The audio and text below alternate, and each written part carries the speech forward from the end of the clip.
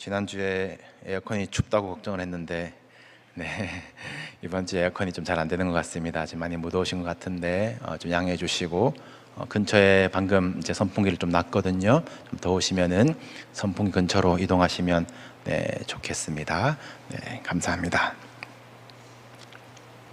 오늘은 벗겨지다, 벗다, 입다 라는 제목으로 말씀을 전합니다.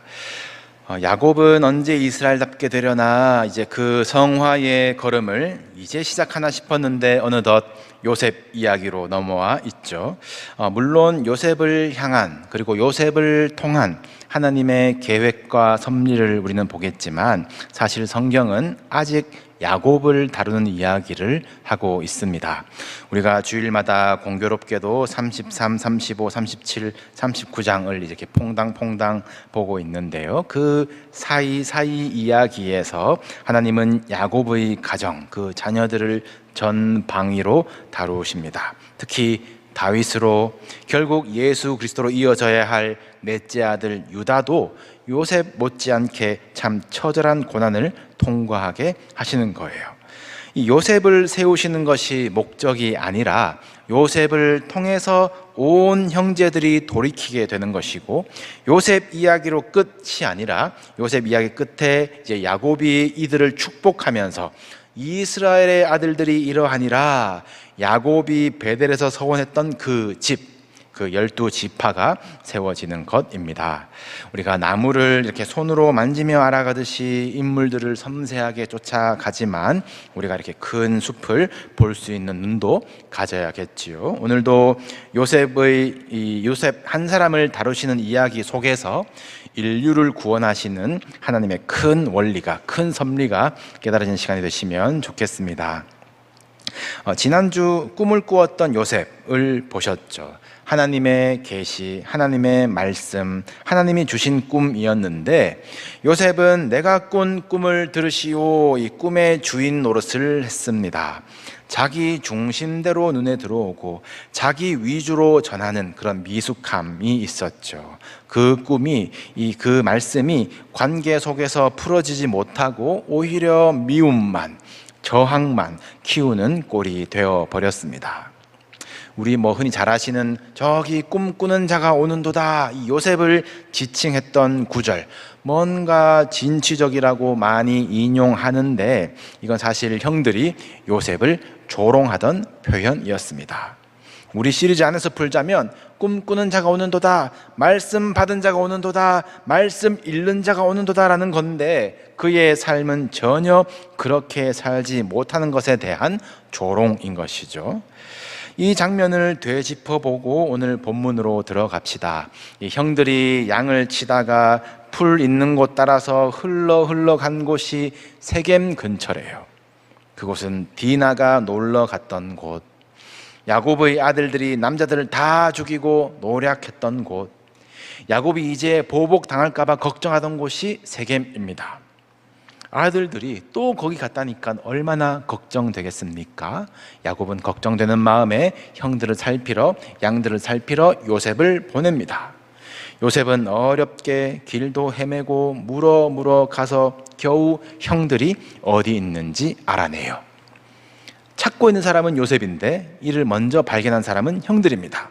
멀리서 보고 저기 꿈꾸는 자가 오는도다. 어떻게 알아봤을까요?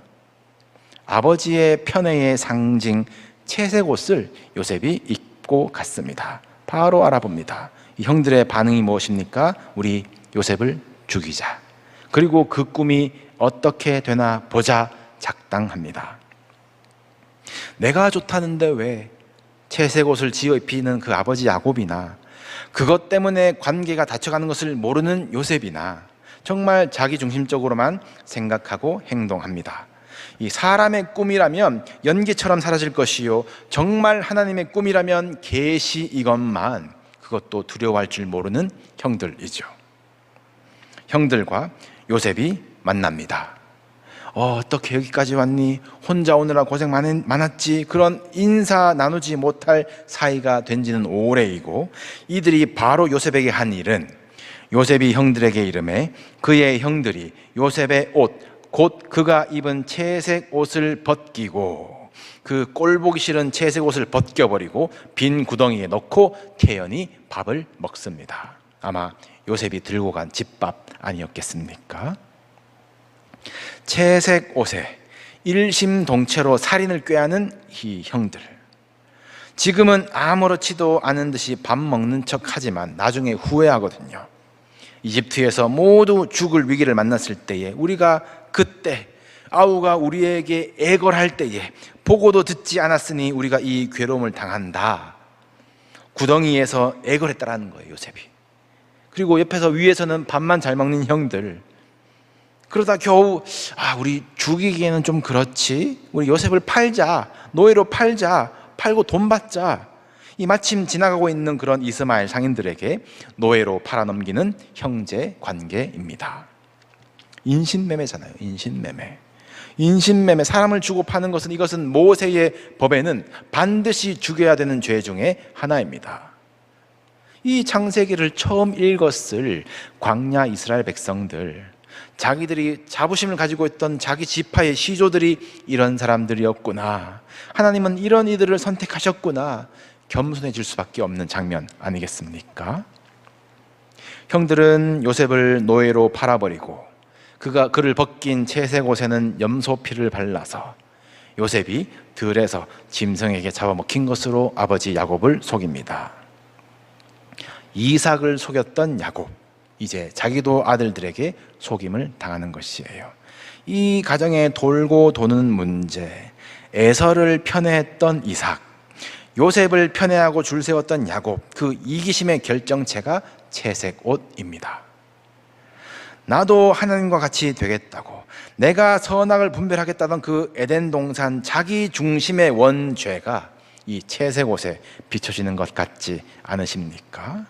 우리가 저마다의 채색 옷을 입고 있는 것은 아닌지 돌아봐야 할 것입니다. 채색 옷이 벗겨지고 요셉은 이집트로 끌려갑니다. 요셉은 태어날 때부터 악했던 것이 아니라 그냥 편애 속에서 삐뚤어진 영적 미숙함이 있었던 것이고, 형들의 감정을 헤아리지 못했고 채색 옷을 입을 자리를 구분하지 못했던 것뿐이었죠. 굳이 이 옷을 입고 형들 앞에 선 것은 나는 특별하지라는 그 우월감을 당연하다 생각했기 때문 아니겠습니까? 요셉은 자신이 꿈의 주인인 줄 알았기 때문에 하나님의 계시를 받았음에도 이 관계 속에서 사랑과 지혜로 풀지 못했습니다. 노예로 끌려가면서 형들은 왜 날 보자마자 채색 옷을 벗겼을까? 그것을 생각하면서 공감해 보기 시작하지 않았을까요? 그 구덩이에서, 그 노예의 자리에서, 마음을 낮춘 곳에서 내가 주인인 줄 알았던 그 말씀이, 그 꿈이 나를 다스리기 시작합니다. 요셉이 이제 꿈을 가진 사람답게 다듬어지는 거예요. 그렇게 요셉이 도착한 곳이 오늘 읽으신 본문 이집트의 파라오의 친위 대장, 경호 대장이 되겠죠. 이 보디발의 집에 노예로 팔려갑니다. 꿈의 주인 자리에서 내려오자 그 꿈의 주인이신 하나님께서 그 꿈을 이루어 가십니다. 성경은 여호와께서 요셉과 함께 하심으로 그가 형통한 자가 되어, 야곱 장막에서 제일 존귀히 여김을 받던 요셉이 노예 신분으로 전락을 했는데 하나님은 형통하다 하십니다. 꿈꾸는 자가 왜 그리 사느냐, 이것이 하나님의 꿈인지 한번 보자 조롱받던 요셉의 삶이 다듬어지자 그의 주인 보디발이 보기에 여호와께서 그와 함께 하심을 본다, 일상에서 그의 영성이 드러나기 시작합니다. 그리고 하나님께서 그의 범사에 형통하게 하심을 보았더라. 더 이상 내가 주체가 아니라, 내가 내 덕이 아니라, 내가 꾼 꿈이 아니라 하나님의 인생이 그의 인생의 주인이시구나. 요셉은 지워져 가고 하나님이 드러나기 시작하는 것이에요.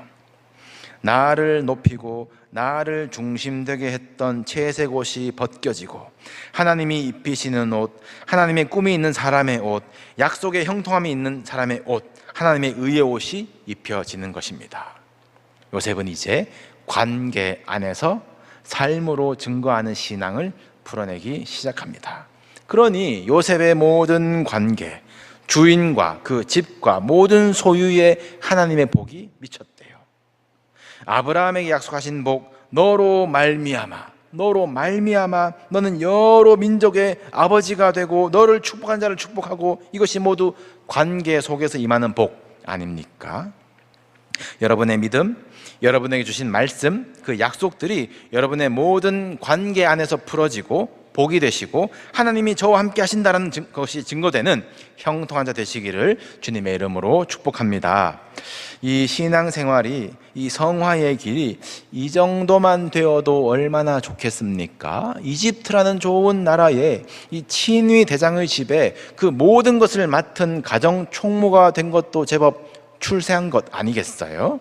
그런데 야곱에게도 요셉에게도 이 성화의 길이 순탄하지만은 않습니다. 시험이 찾아와요. 창세기 중후반부를 그냥 읽어도 재밌는 이유는 뭡니까? 막장이라서 그렇죠. 막장이라서. 네. 이런 일이 다 있나 싶으면서도 결국 해피엔딩으로 끝나는 것 같은 재미가 창세기에 있어요. 이 막장 드라마의 꽃, 이 불륜의 유혹이 요셉에게 찾아옵니다. 요셉의 주인이죠. 친위 대장 보디발의 아내가 요셉에게 동침하기를 청해요. 요셉이 거절합니다. 그랬더니 날마다 청했대요. 그러자 요셉이 분명히 이야기합니다. 오늘 본문 8절 9절입니다.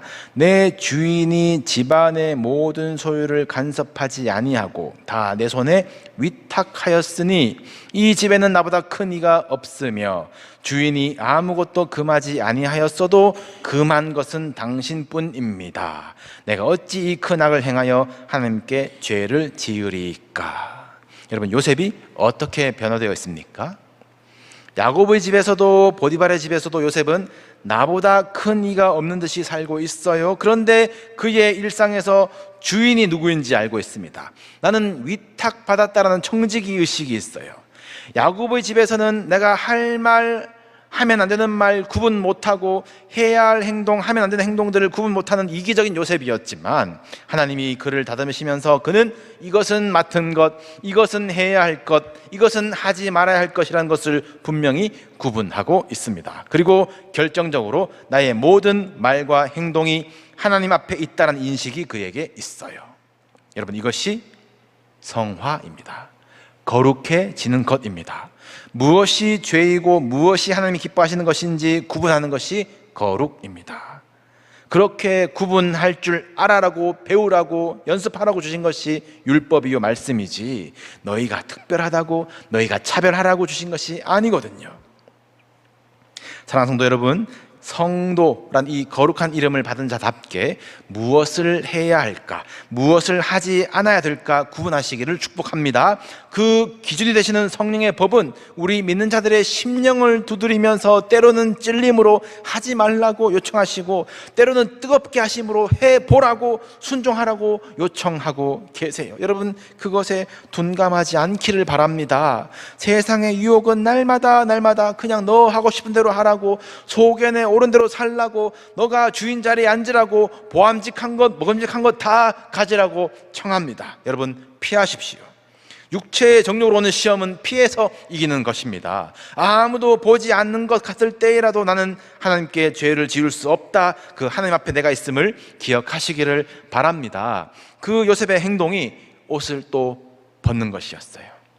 보디발의 아내가 잡고 늘어진 옷을 벗어버리고 나는 하나님 앞에 살겠다를 선택합니다.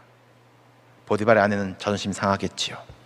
돌변해서 요셉이 나를 범하려고 했다고, 여기 벗어놓은 옷을 보라고 거짓으로 모함해서 요셉을 감옥에 넣습니다. 사실 진짜 그랬다면 죽었어야 되지 않을까요? 노예인데요. 그런데 보디발이 그저 요셉을 왕의 죄수들이 들어가는 감옥에 넣는 것을 보면 보디발이 속으로는 요셉을 더 신뢰한 것이 아닐까 싶기도 합니다. 아무튼 요셉은 자신이 벗은 옷 때문에 억울함의 옷, 고난의 옷, 죄수의 옷을 다시 입게 됩니다. 오늘 설교 제목도 그렇지만 요셉 인생의 결정적인 장면들마다 옷이 등장하고 있어요. 그 눈에 띄는 이미지를 통해서 요셉뿐만 아니라 성도를 구원하시는 복음의 큰 원리가 보여지기를 원합니다. 우리가 구원받는 순간을 칭의, justification이라고 하죠. 칭의, 의롭다고 불러주셨다라는 뜻입니다. 그리스도 예수 안에 있는 속량으로 말미암아 하나님의 은혜로 값없이 의롭다 하심을 얻은 자 되었느니라. 우리가 죄를 해결하고 똑바로 살아서 스스로 의로워진 것이 아니에요. 오직 하나님의 은혜, 예수 그리스도의 십자가의 대속으로 말미암아 우리의 죄가 해결되었고, 우리가 그 사실을 나에게 주신 은혜로 믿을 때에 하나님께서 너는 의롭다 라고 법정 선언해 주시는 것이에요. 이것이 바로 칭의이며 우리의 노력이나 공로는 전혀 없습니다. 절대 오직 은혜로 얻는 구원, 믿음으로 말미암아 그 은혜를 내 것으로 차지하는 구원이에요. 이 칭의는 우리가 죄의 종노릇하던 내 중심적인 삶, 자기 욕망과 애착에 갇혀서 왜곡된 사랑을 쫓고 편애하던 본성으로부터 해방하게 하는 은혜예요. 이것은 벗겨지는 사건입니다. 칭의는 여러분 벗겨지는 사건이에요. 우리가 예쁘다고 죄인 줄도 모르고 입고 다니던 자기 의지로는 절대 벗을 수가 없는 채색 옷이 외부의 힘으로부터 강제로 벗겨지는 사건입니다. 우리의 구원도 우리를 올가매려는 죄의 사슬이, 우리를 집어삼키는 사망 권세가 우리 안에서는 도저히 나올 수 없는 능력이지만 위로부터 오는 은혜, 십자가의 능력으로 인하여서 강제로 끊어진 사건이 이 벗겨짐, 칭의인 것이에요. 그러니 우리는 실상 의롭지가 않은데 이런 나를 의롭다라고 불러주시는 그 칭의가 값없이 받은 그 은혜인지라 우리가 값싸게 대할 때가 많지요. 다시 우리 정욕의 옷을 입고 예쁘다고 죄를 덕지덕지 붙이는 일이 참 많습니다. 그러나 그럴 때마다 하나님이 보고 계신다, 주인 대신 하나님 앞에 내가 서 있다, 그것을 의식하면서 그 옷을 벗는 것은 강제로 벗겨지는 것이 아니라 우리의 의지로 스스로 벗어야 되는 성화예요. sanctification입니다. 그러므로 믿기만 하면 구원 얻는다라는 말은 반은 맞고 반은 아닌 것이에요. 칭의를 얻기까지, 채색 옷을 벗기시는 일까지는 하나님의 은혜가 강권적으로 우리에게 임하여 우리의 공로가 하나 없는 것 맞지만, 구원받았다라고 선언된 이유로 다시 주섬주섬 옛 옷을 주워 입으려는 우리의 본성을 거슬러서 우리 안에서 세일을 행하시는 성령님을 따라서 벗고 또 벗는 그 일은 은혜에 반응하는 우리의 행실, 우리의 선택, 우리의 의지가 되어야 하는 것인 것이에요. 이것이 성도다운 삶, 그리스도인다운 삶, 이스라엘답게 사는 것 아니겠습니까? 구원받았다는 너의 믿음이 죽은 것인지 산 믿음인지 우리의 행위로 증거하게 하신다는 것이에요. 하나님은 반드시 결산하실 것입니다. 여러분, 내가 벗을 수 없는 일에, 죄의 문제에는 끙끙대지 마시고 하나님의 은혜를 구하십시오. 그러나 내가 벗어야 하는 일, 성도의 삶에 대해서는 주저없이 벗어버리십시오. 하나님이 하실 일, 내가 할 일, 하나님이 기뻐하시는 일, 내가 하면 안 되는 일을 구분하는 것이 빛과 어둠처럼 가르듯이 명확해야 할 거룩의 속성입니다. 그렇게 되어가는 것이 그 원리가 성도의 성화예요. 요셉은 벗겨진 채로 이집트 노예로 오게 되고 벗은 것 때문에 감옥에 갇히는 죄수의 신분이 됩니다. 그런데 성경은 감옥에서도 여호와께서 요셉과 함께 하시고 그에게 인자를 더하사 은혜를 더하사 간수장에게 은혜를 받게 하시매, 그곳에서 하나님은 요셉과 함께 하십니다. 또 그의 관계 속에서, 감옥의 일상에서 신앙의 향기가 난 사람이 됩니다.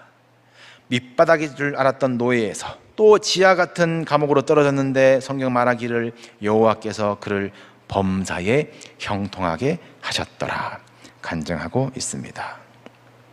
요셉은 어디까지 내려가야 할까요? 이런 형통을 우리는 감내할 수 있을까요?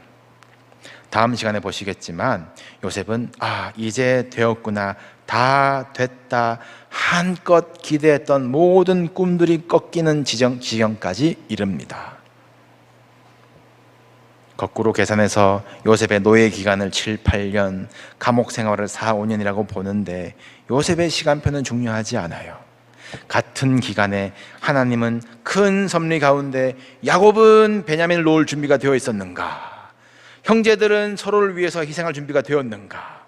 이스라엘의 아들들은 통째로 이집트로 들어가서 큰 민족이 될 준비가 되었는가? 그 시대는 여물어져 가고 있는가?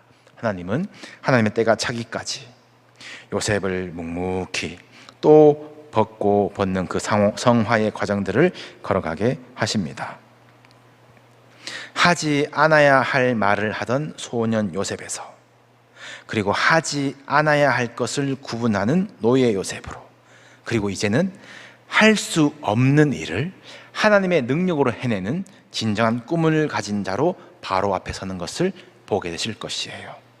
그때 요셉은 수염을 깎고 깨끗한 옷을 입고 바로에게 나아가는데 하나님이 꿈을 풀어주실 것입니다, 그 말을 하면서 입는 그 옷이 바로 세마포입니다. 마침내 요셉이 입게 되는 옷이 세마포인 것이죠. 이집트의 총리가 되어서 이제 곧 형제들의 그 절을 진짜 받는 그 꿈이 성취될 텐데, 총리로 올라서는 것인데 세마포, 우리식으로 삼배 옷을 밋밋하게 입는 것이 좀 성에 덜 차지 않으십니까? 이집트 문화에서는 화려한 옷을 입고도 남았을 것 같은데요. 여러분, 채색 옷은 벗겨져야 됩니다. 그것은 칭의로 됩니다. 입지 않아야 할 옷은 벗어야 됩니다. 그것은 살아갈 삶의 성화입니다. 그리고 세마포 옷을 입는다라는 것은 성경에서 영화, 글로리피케이션을 이야기합니다. 영화롭게 되는 것이에요.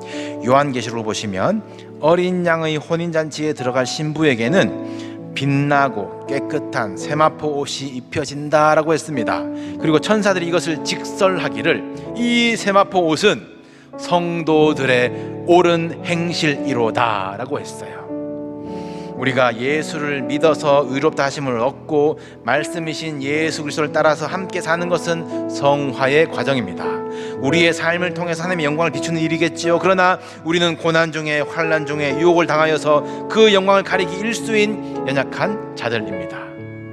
성도가 궁극적으로 하나님의 영광에 들어가며 영화로운 모습이 되는 것은 주님 앞에 서게 될 때에 성도의 옳은 행실로 준비된 그 세마포 옷을 입고 혼인잔치에 들어가게 될 것입니다.